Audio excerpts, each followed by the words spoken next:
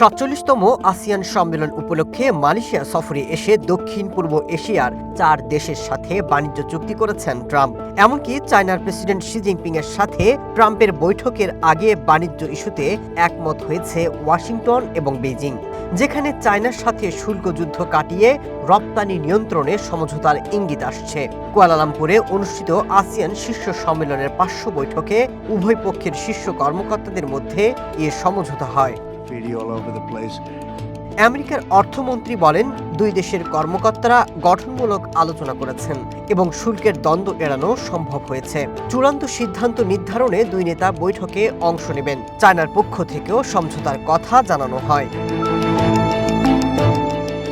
South কোরিয়ায় অনুষ্ঠিত হতে যাওয়া এপেক সম্মেলনে চায়না নেতা শি জিনপিং এর সাথে বৈঠক করবেন ট্রাম্প। বৈঠকের মূল লক্ষ্য চায়নার সাথে আমেরিকার বাণিজ্য উত্তেজনা কমানো। আর এটি সম্ভব হলে ট্রাম্পের সফর শতভাগ সফল বলে মনে করছেন দেশটির কর্মকর্তারা।